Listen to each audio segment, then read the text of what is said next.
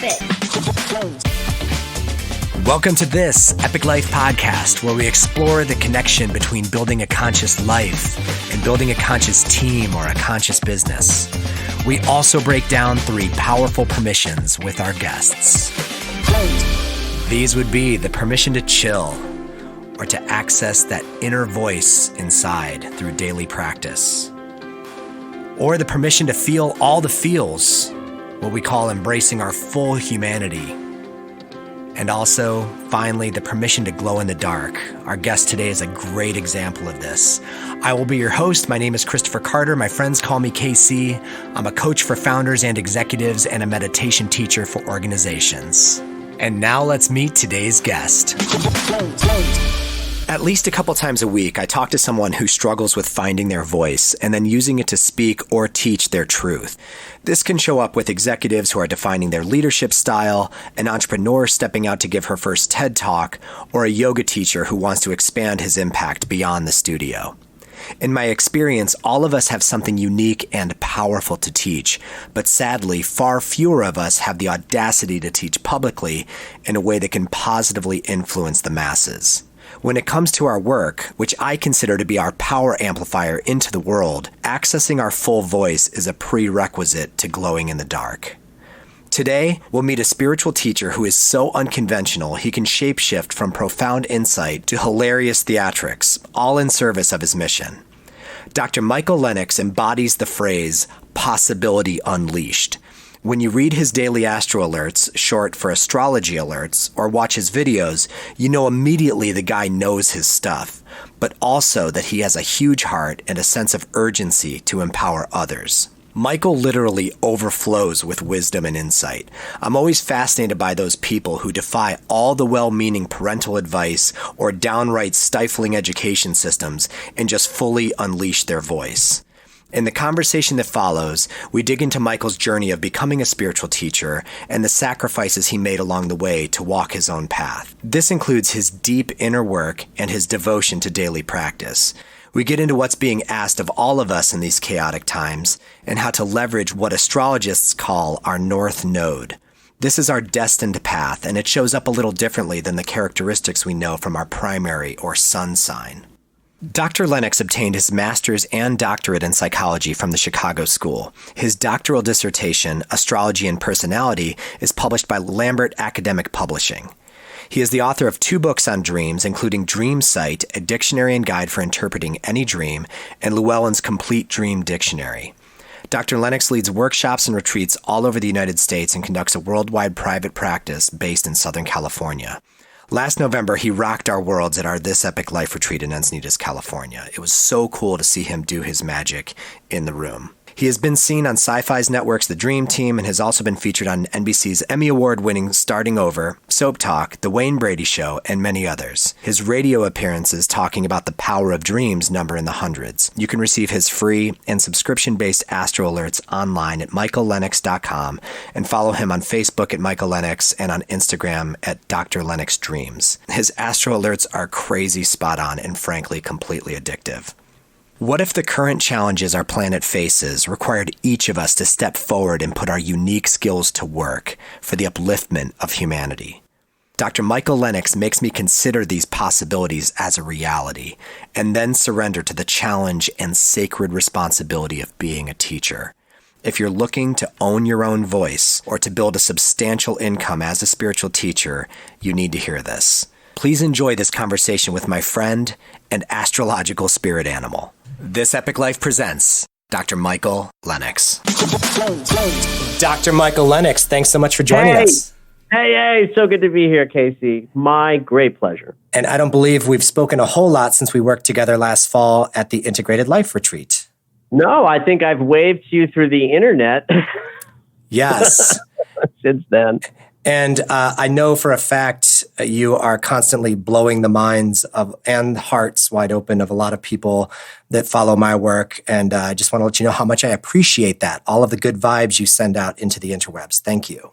Oh, yay. I mean, what a, and you know this, what a gift to be able to have the work that you do also be something that you love. And it is my incredible pleasure to share what wisdom comes through me with the world. Oh man, I'm so excited about this conversation. You've been such a beacon and guidepost for me over the last 4 years as I've navigated, and so many people too, just navigating all the personal transformation that these last few volatile, fun, shenanigans-filled years have given us. And I want to get into your own process around that a little bit later on. But why don't we start with the 3 permissions? I don't know if you remember these from the retreat, but we had stickers, a pause button, a unicorn, and a lightning bolt. So on our podcast, we explore this idea of 3 permissions to access our highest expression. It's the permission to chill, the permission to feel all the feels, which is access to our full humanity, and permission to glow in the dark. And you can interpret that as however you wish, but I feel like you are the ambassador of glowing in the dark. I am glowing in the dark right now, in fact. That's going to become more and more apparent as this conversation goes on. Do any of these resonate with you today? Like, what do the permissions to chill, feel all the feels, or glow in the dark mean to you? Well, first of all, let's start with glow in the dark, because although we made a joke about it, the idea that I have cultivated a life where I do get to do what I love day in and day out is extraordinary. It's a gift. It's a beautiful experience, and I treasure it, and I don't ever minimize how much effort and work it took to get here. Right? So glowing in the dark is like, here we are. We're sitting down, 2 people who love change, transformation, and holding space for others to encourage that to occur, and talking about it. Like, so we get to glow in the dark. Like, this is my job. I'm at work. And the fact that I get to talk for an hour about things that I love and are passionate about, and it's my job, that's glowing in the dark. And that's amazing. You know, the feeling of the feels, although I don't know that this is going to be that kind of a day quite yet. But one of the things that I've noticed about my embodiment, that, you know, feelings are something that are generated by the body, often in response to the thoughts we're having. But, you know, sometimes those thoughts are very hidden and unconscious and far away, but the feels still come. And how many people move through life thinking or imagining or feeling that having deep feelings means something is bad or something is wrong. And what I've noticed about healing deep, profound childhood wounds, even back to birth wound, is you can be wound free and still have a body and still have a personality and still have feelings that rise up as part of just the body expressing itself. And one of the things we have to learn, that I've had to learn how to do, is to let myself have feelings without chasing down the meaning of them, without thinking that if I'm having a tearful response in a moment, that must mean that something is wrong. It took me a long time to let go of some idea that feelings meant something bad was happening. Wow. And what was the third one? Permission to chill. Do you do that much? Oh my God. Way more than I think anybody would ever fantasize about me. I am a good, I think, example of what it is to be able to be both prolific as all get out and to have rest and balance as a top priority. I spend hundreds of hours a week by myself and have a life where if I need the day to be in my process, I make that happen. Yeah. And don't apologize for that. So you readily give yourself all 3 permissions, it seems like. Absolutely. 100%. Now, I'm also 55 and I've been up to this for a bunch of decades, and I've devoted my life to change transformation. I've, you know, been in therapy a zillion times. I've taken every workshop and I've pounded, you know, pillows with tennis rackets, and I've done breath. I mean, you know, like from the time I was in my 20s. And so, yeah, at this moment of my development, I can honestly say easily work with all 3. But, you know, to get to that place was a, you know, Herculean task. Yeah, that's great. We're going to jump into that in a second, because I don't really know your backstory. All I know is that I would consider you one of, if not the most famous or favorite action figure of the modern astrology movement. You are, when you walked up to me outside the meditation gardens in Encinitas, we hadn't met in person. We had video called, and you've done readings for me and my wife, and just followed your work for a long time. And what I was really present to just immediately was kind of the power of your humanity. The second one, the permission to feel all the feels. Like you do spend a good amount of time filling your own cup, and I could feel that coming off of you, because you and I share that that kind of flair for, performance and dynamism and, all of that stuff. And I feel like that has to originate from a still place or a quiet place, because it's not always all fun and games, right? Well, I mean, I think it's interesting that you're bringing up this like similitude of you and I as the performer, and you ask about my backstory. I would say one of the biggest things about my backstory is how uncomfortable I was with the feels, and how much I wanted to hide the darker, shadowy stuff that was part of my, makeup as a human being, and favor the shiny, the shiny performer the guy. Prepared. Also, do all kinds of destructive shit on the other side, of the stage, of the performing thing. And, one of the things that I joke about with my own sort of perspective of life is that, when I was younger, that performer discovered that applause and validation and attention can take away pain. Of course, it only lasts for about a minute, and then it just leaves you with more pain in the long run when you follow that model. But what I've discovered is, by diving into that pain, by healing that pain, just being able to receive that people have a high opinion of me or the work that I do or the wisdom that comes through me, to have come to a place where you feeling that way about me and even saying that to me isn't something I need to heal some narcissistic wound. Thank God. I was poised for a lot more visibility and success in the early 2000s. There was a television show, and there was this hint that if that show had been a success on the Sci-Fi Network, that Dr. Mike would have been, famous, and blah, blah, blah, blah. And that version of my success would have been, I'd have been in rehab 3 times over. That would have been a disaster. At age 40, I wasn't ready to hold the projection of people imbuing. Well, you know what this is like. The teacher receives a projection that he or she must carry. You have to be able to carry the projection of the student valuing what you bring. Mm-hmm. But if you need it, if you are wounded without it, then that projection will kill you. It will take you all down. Right. That need to be seen in a certain way. So that's been a big part of my journey, is the humility of, I don't have to prove myself. If I just keep doing my work, the very thing of wanting to be seen in a certain way will come. Do you feel like we move from proving ourselves to accepting ourselves to just being ourselves? Is that kind of the path, or? Yes. I mean, that certainly is my version, my experience of that. Yeah. And this just comes from experience, when you've been around the planet long enough to have cleaned up enough messes, especially if you're the one who made the messes. Present company excluded. We didn't. Yeah, I guess we did make a lot of messes. Yeah. Right.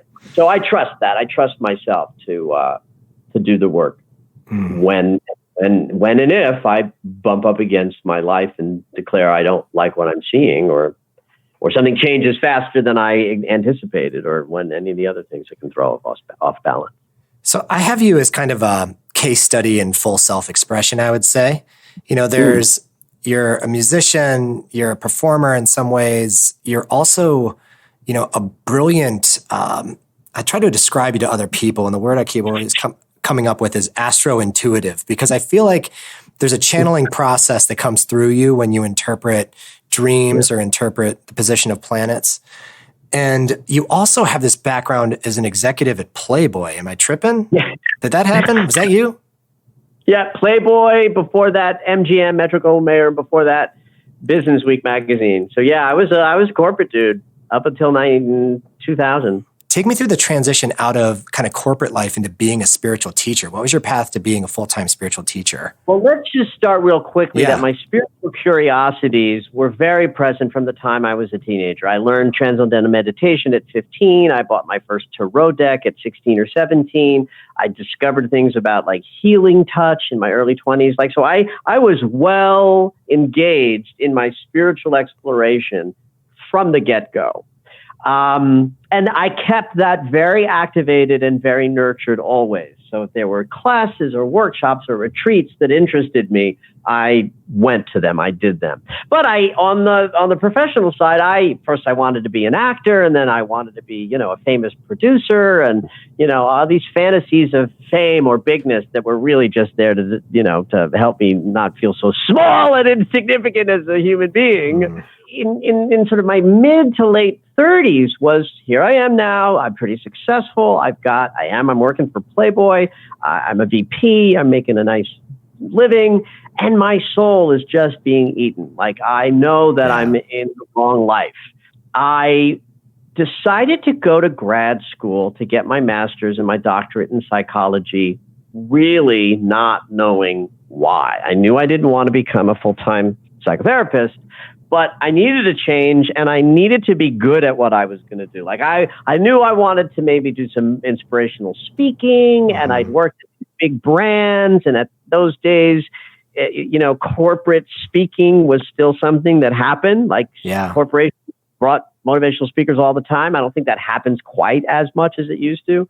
The world in the corporate world has moved in your direction of coaching programs, more. But this is what I wanted to do. And I thought I'll just go to grad school. And it was doing that act that led to everything else that followed, even though it was all a bit of a cluster mess of shifts and changes. I got laid off at Playboy. I finished my master's. There was a knock on my door from the Sci-Fi Network about this show on Dreams they wanted to produce. I got the job. I produced the show, 65 shows. We thought it was going to be a hit. It wasn't a hit. Dark Night of the Soul that followed, bam, that's when it all came together. The big success in the shiny version of it that I was certain was going to be mine went away. The depression that followed was utter and complete. And I was having at the same time a Kundalini awakening, an explosion of that energy that one practices and yoga and all this stuff to have happen. So I'm in my, now I'm 39, 40. I'm having this spiritual awakening. I'm coming out of a dark night of the soul. And I've been indoctrinated or introduced to the idea through the TV show that there was this thing called public spiritual teacher.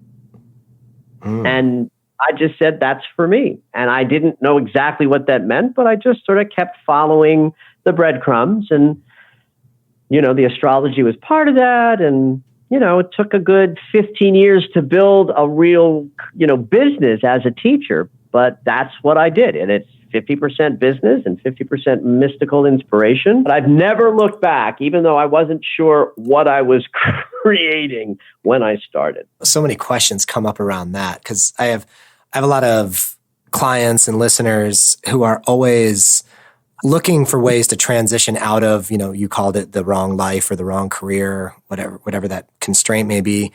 And they look to teachers like us, like you, that are, further down the path.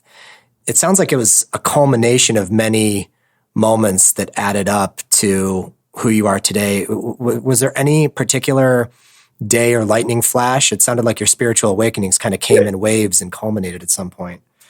Well, I will say that story, that's a ginormous story. Yeah. And so in some ways, I get to enjoy the serenity that I have in my body because of that spiritual opening, which I think I was able to cultivate because of thousands and thousands of hours put in. So I want to say this, that there are people who want their life to be different, but who aren't putting in thousands of hours to make it so. And so there is one thing that people have to understand, that change is difficult. Change is scary. Change is risky. And it does require a dive into the void. Another thing that I think that I was so committed to this creation of something, even though I wasn't exactly sure what it was. I was willing to let go of everything about success or materialism so that I could change the structure of my life from the ground up. A lot of people want to be rescued from the career that they hate by creating the career that they might love. They don't want the transition between $40,000 car and the mortgage or the rent. That, what I did was I sold everything that I owned. I turned in my car and put my rollerblades in the trunk, signed the paper on the clipboard and slapped my rollerblades on, and I rollerbladed away from the BMW road. Right. I sold every stick that I owned, from expensive art and I collected Swedish deco furniture. And thank God, because I sold a whole bunch of it in 2003 and lived on it for a year. You see, I was willing to go from my lifestyle to zero. Yeah. Because the change was more important than how I lived or how many rooms my apartment had or what, stuff like that. And that's another thing that we're going to talk about my journey. My journey included a willingness to throw it all away. In service of, fulfillment, happiness, full expression. Yeah. Yes. And even not necessarily being clear about what that looked like. In fact, there are things that I'm building now with classes and online instruction in astrology and ClickFunnels marketing and all the ways that you use social media to create a business as a thought teacher. Right. That's brand new to me just this year and last year.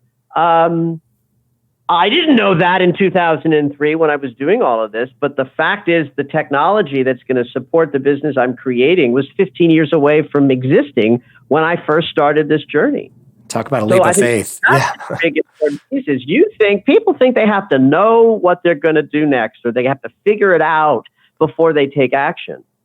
I like to distinguish pretty clearly between being and doing, because so many people are looking, coaching clients or just people asking for advice. They want tactics and the how. And it just sounds exhausting. Like a lot of doing, like I couldn't make you a list of what it took me to transition from corporate guy to spiritual teacher or coach or, you writing that book would be exhausting. What I heard in your story is the commitment to being the teacher, being the culmination of all your training, being the value out in the market of speaking your truth, being willing to trade your time for like hanging your hat in that way. A lot of people just want to skip to the how. Like, tell me how to do it and I'll do it. So I've had $20,000 months. I do make six figures, but the way I did it was so slow and so organic. And if someone had come along and said, if you do these things, it'll happen tomorrow, I wouldn't have been able to do those things even if that had been accurate. I move at the pace that my body sets. Yeah, right. That to me is the distinction between doing and being. Being allows you to be in touch with your body, and your body will tell you when it's time to do something. Well, just being willing to listen, being chill and still enough and patient enough to listen. This conversation's been coming up a lot lately with a lot of guests about the emphasis on hacking things, like how to cut corners and hack your way into whatever. And I had never had any interest in that stuff because I always looked up to masters, like the long-term path of devotion towards a craft, whether it's marriage or spiritual practice or whatever. I mean, what I hear in your story is just like a huge commitment to just going and getting good at your craft. Yes. And it started with my personal practice. Yeah. It started with, since I did have the benefit of a Kundalini explosion, I did have a spiritual awakening, memoir worthy. And one day I might even write about it. And what that sent me into was a period of a client I had just before you and I got on this call to do this podcast asked me, like, how many hours a day do I meditate? And the story of that is, 15 years ago, how many hours did I meditate? 2, 3, 4 hours a day for a year and a half. Yeah. Because I was going through an instrumental upgrade, and that became the most important thing. And so I handled it. And as a result of meeting that process and handling it with prayer, meditation, breath work, yoga, rest, more meditation and more meditation and more meditation, is that now cut to 15 years later, that discipline is still operating in me today.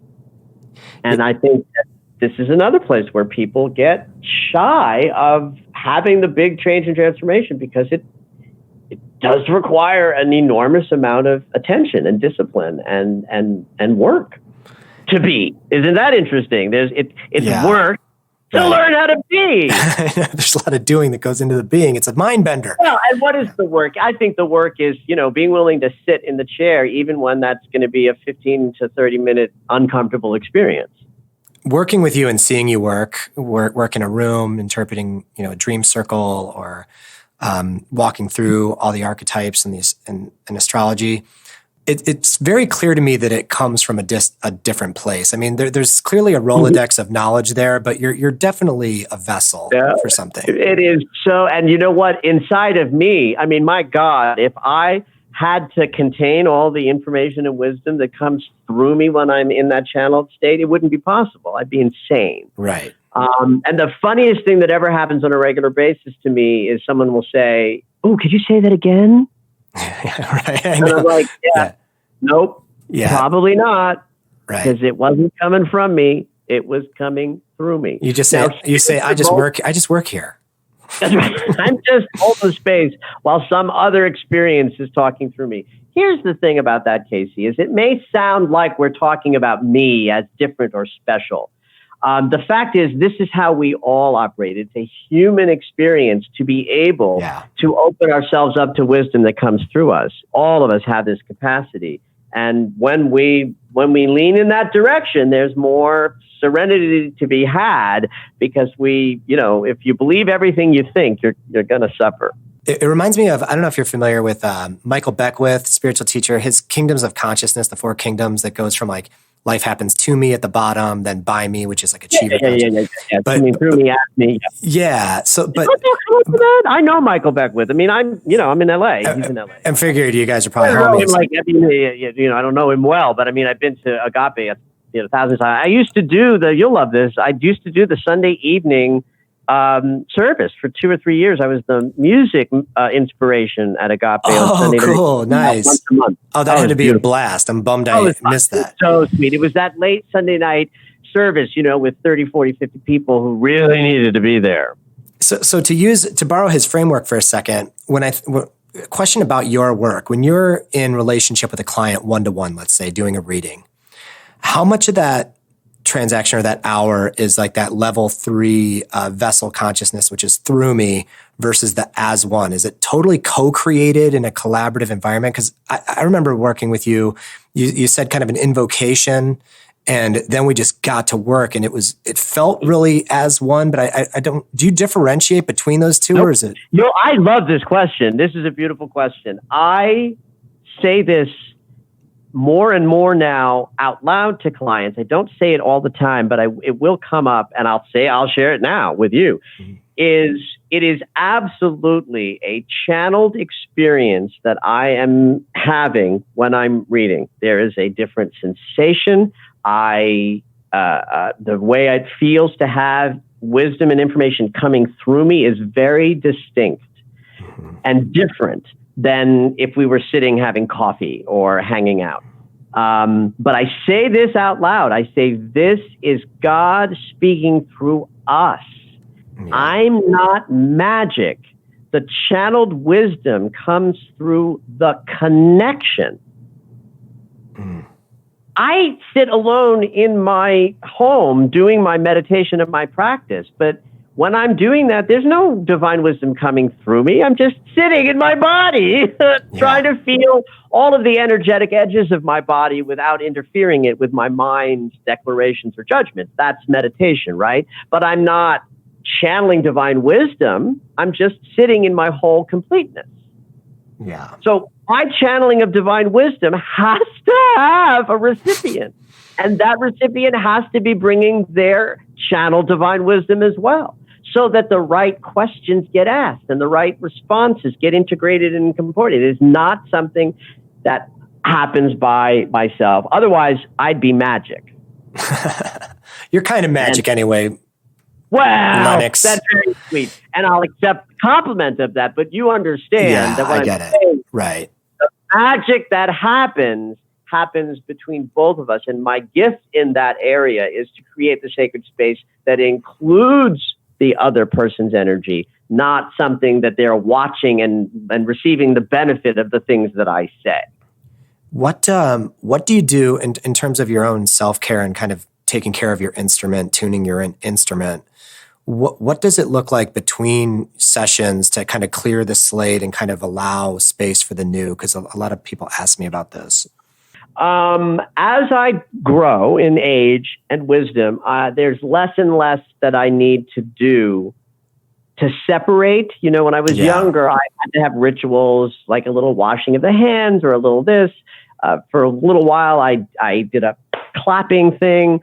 At this point, I would say I don't have to attend to that with every person that I work with, but I would encourage people who hold space with other people to do so, to at least start with some activity. And I don't think it has to be big and complicated. I was married to a clairvoyant back in the 90s, Mark, and Mark just washed his hands. It became a ritual. I will say, for me right now, napping.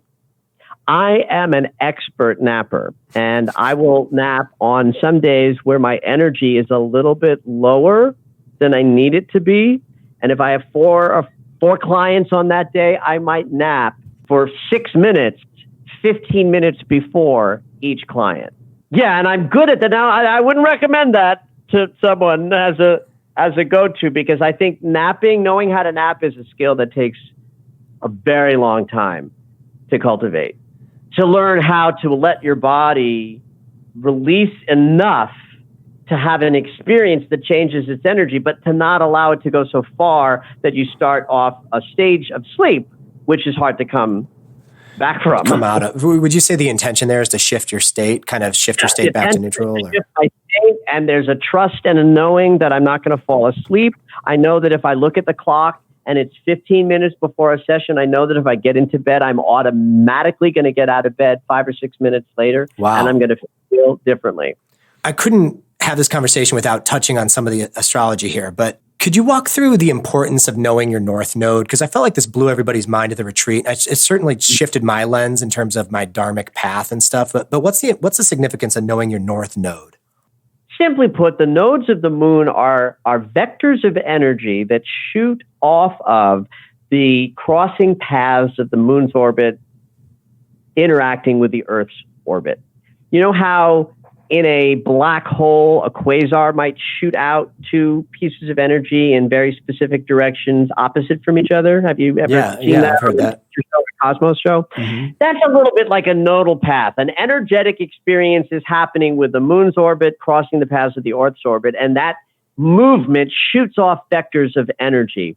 When the moon and the Earth and the sun are lined up in a certain geometry that happens every 6 months, where the sun is angled near those nodal energetic paths, that's when we have eclipses. Mm. So the eclipse cycle is like the math of time. There's mathematical connections or mathematical equations that describe this movement of eclipses. And in quantum physics, there's an interesting thing that we discovered about chaos last century, that very simple math can result in very unexpected and unpredictable outcomes. So these nodes are like the simple math of eclipse, followed by eclipse, followed by eclipse, followed by eclipse. The unexpected event is life itself. So this north node of the moon that represents the forward movement of the entire planetary being lands in a natal chart as the forward movement of that individual being. To have a point that is identifiable as having archetypal energy, meaning energy that you can interpret and understand. That nodal point has a house placement in your natal chart and a sign placement in your natal chart, and angles that it might be touching other parts of your natal chart. So that means that when you want to use the lens of astrology to understand what's my life purpose, why am I here, there is built into the chart through the North Node that represents your dharmic energy. The house placement will tell you what area of your life that dharma is likely to be most expressed in. Mm-hmm. The sign that it's in will give a quality to it that will help you understand, how do I know that I'm moving in the direction of my dharma? Now, like me, I'm somebody. I was going to ask, what is your North Node archetype, and how does it relate to your glowing in the dark in the world? I hope you love this as much as I'm going to love sharing.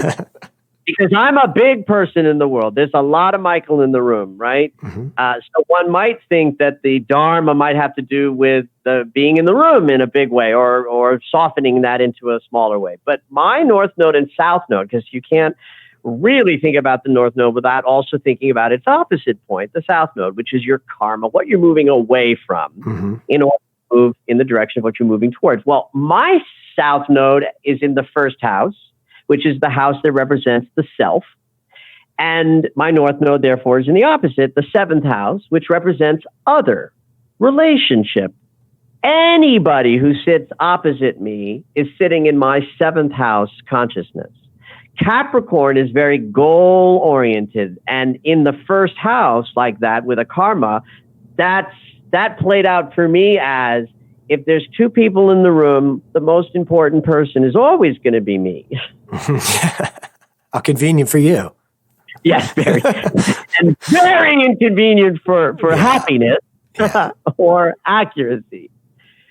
So my entire dharma is about moving away from serving myself and in the direction of serving others, and doing it in a way that is soft, nurturing, and gentle.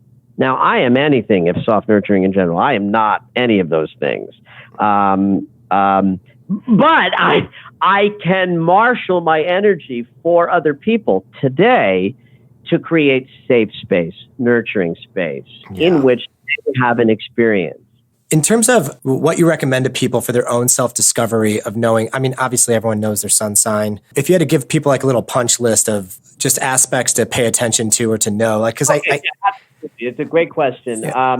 This is one that's popping out in this moment to answer this question. It might not always be the answer that I would give, but one thing that you can do, since it's easy enough these days to find either apps or social media people like myself who are always going to let you know like where the moon is.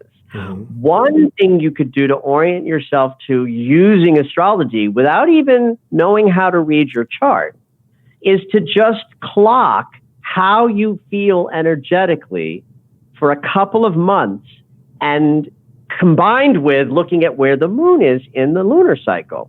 Oh my God, I'm always so emotional when the moon is in that sign. There are consistencies of sensation that the moon moving through signs can bring you. That's one way of orienting yourself to astrology that requires very little effort, will also bring you the investigative, value of writing about your energy on a regular basis, but connecting it with moon signs to see if there's something you can know about how you respond to certain moons. A last thing I'll say about that is, while we're with the moon, is I think a modern day spirituality that's building on the planet has astrology as its base. I'm watching it happen. I think when we get 10 years from now and then another 20 years from now, we're going to see a rising up of a greater body of people on the planet practicing a kind of modern sense of devotion that will include astrology as the go-to weather report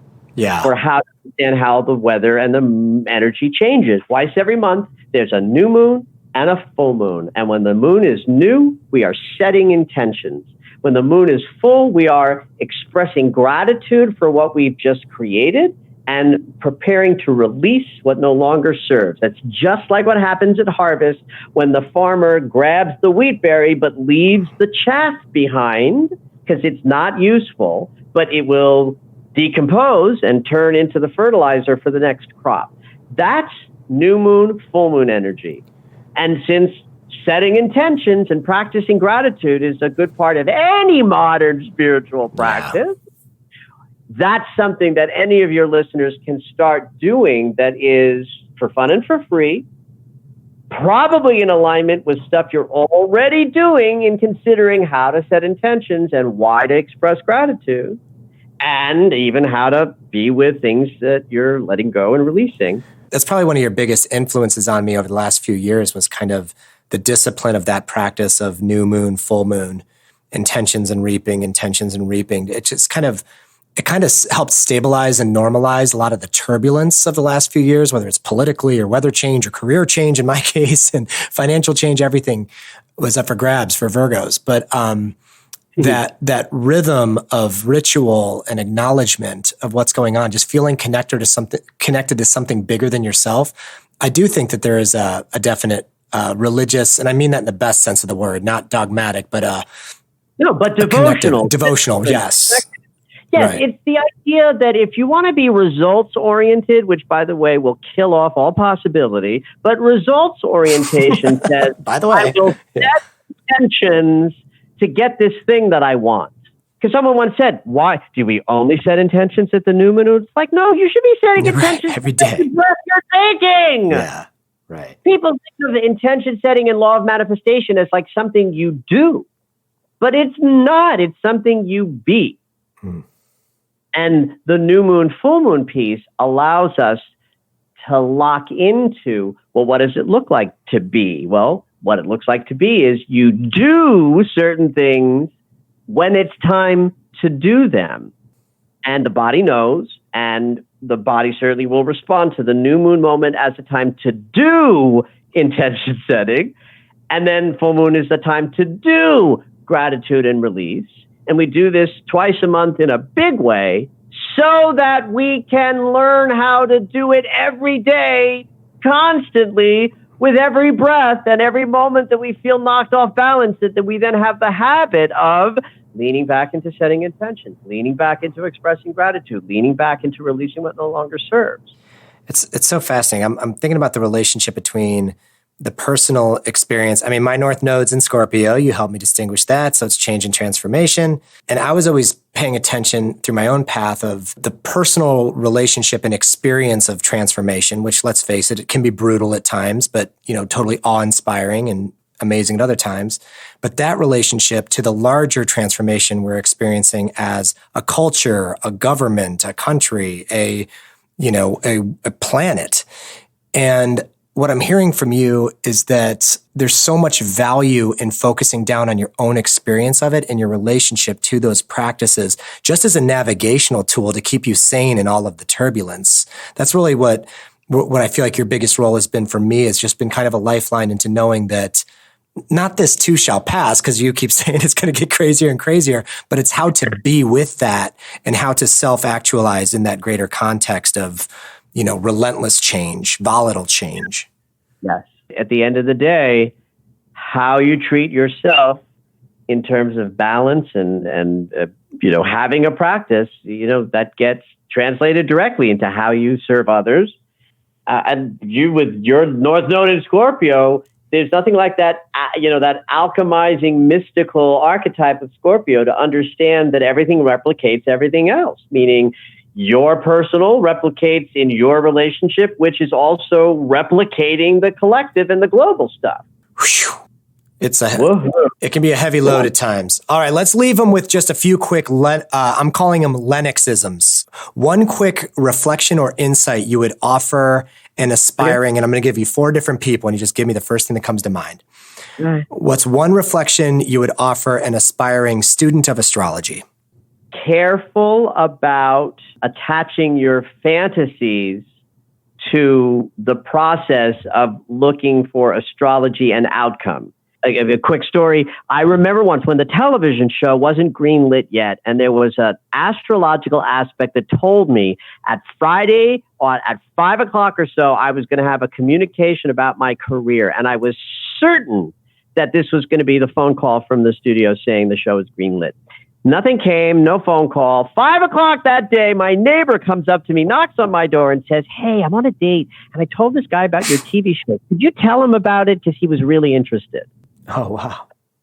So if you have a loose way of being in the process of trial and error, you look at transits and then you look at the event and you try to make sense of, yes, that transit created this event. Or even just what I bumped up against. My fantasy said the event would be this, and the actuality was something much different and much less exciting. So, okay, this was a hugely powerful point you made at the retreat. Like, it was something like, hold tight to the intention or the reflection of what the astrology is telling us, but go really loose with the outcomes, like separate your attachment to how this arrives. And that is the difficulty of the young aspiring astrology student. Maybe not young in age, but the young astrology is that deftness of being just enough attached to outcome to learn something, but not so much attached to outcome that in learning something about it that you suffer. One reflection or insight you would offer an aspiring astrologer, somebody who's creating what you're creating, interpreting the reflections of the cosmos and planetary movement, what would you offer them? Well, first of all, I would say invest in an expensive astrology software. That's a great tip, yeah. Practice. In the beginning, give your services to anybody to get practice. One of the things that made me a really good astrologer was for about 5 years, you couldn't come near me without me trying to look at your chart. And last one, what would you say or offer an aspiring author or creator, writer like you? Wow. I can say this, that my journey to find the writer in me, the person who's doing the typing all the time, was really, really, really hard. Like, my first book took me 6 years. Second book took me 18 months. So what would I say to somebody? I would say, run! Yeah, get ready to clock in. Run! I mean, I almost don't know how to respond, because one of the things that happened for me when I was struggling with writing is that people would be, "Oh, you should write for an hour a day," or "You should only write on Tuesday," or, "You should write on, opposite day," and I was like, if any of those things worked, I wouldn't be suffering. When I walked away from writing, I stopped seeing it as me failing and just acknowledged it as, I've run out of focus. I need to go do something else. And when I did that, what happened was, if I went to the couch to avoid the writing, 10, 15, 20 minutes later, I was up and sitting down again. Writing the daily column was a big help because I loved writing it. That love carried me through a lot of lessons around how I discipline. So I guess the thing I would say to the aspiring writers is that no one else is going to know how you meet the page.